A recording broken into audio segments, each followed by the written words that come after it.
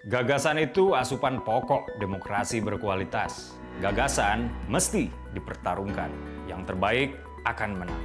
Semakin banyak politik gagasan mengisi panggung, politik identitas tak punya tempat bernaung. Simak Gagasan UKI.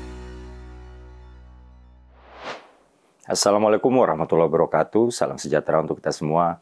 Om Swastiastu, Namo Buddhaya, salam kebajikan. Teman-teman, konflik Israel-Palestina yang belakangan semakin meruncing udah bikin Pak Jokowi akhirnya bersuara. Beliau kelihatannya sudah mulai geram. Dikutip dari kantor berita Detikcom, Presiden Joko Widodo atau Pak Jokowi mengutuk keras serangan bom Israel terhadap rumah sakit Al-Ahli di Gaza yang menewaskan ratusan warga sipil.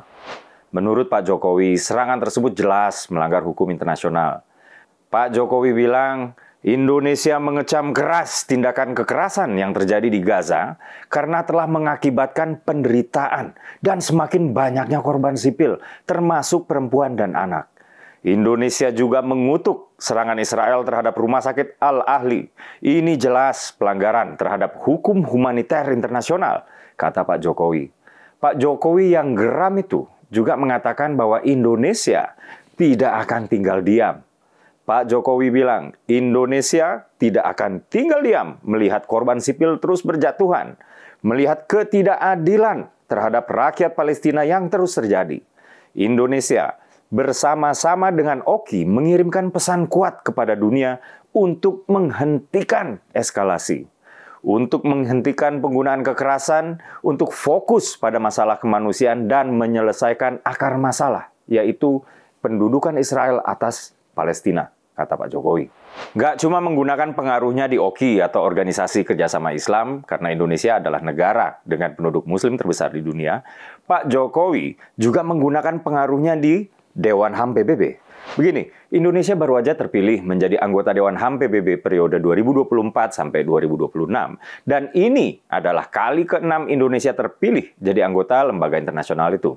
Deputi Wakil Tetap RI 1 di Jenewa atau Duta Besar Aksanul Habib bilang pembahasan isu Palestina di Dewan HAM PBB selama ini sering dikesampingkan.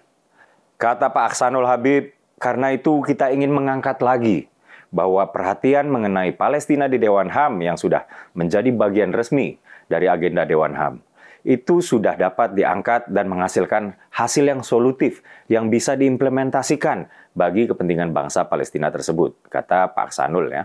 Nah, sedikit background teman-teman, kita boleh bangga dengan terpilihnya Indonesia sebagai anggota Dewan HAM PBB pada bulan Oktober ini. Iya, baru banget tanggal 14 Oktober ini. Dalam pemilihan anggota Dewan HAM PBB kali ini, Indonesia memperoleh suara tertinggi di antara negara-negara Asia dan Pasifik. Indonesia mengamankan 186 suara, diikuti Kuwait 183 suara, Jepang 175 suara, dan China atau Tiongkok ya 154 suara. Teman-teman, saya setuju dengan pendapat Menteri Luar Negeri RI, Bu Retno, ya, bahwa terpilihnya Indonesia sebagai Dewan HAM yang ke-6 kalinya, dan kali ini memperoleh suara terbanyak, merupakan wujud trust atau kepercayaan yang diberikan internasional bagi Indonesia untuk terus dapat berkontribusi bagi kemajuan dan perlindungan HAM.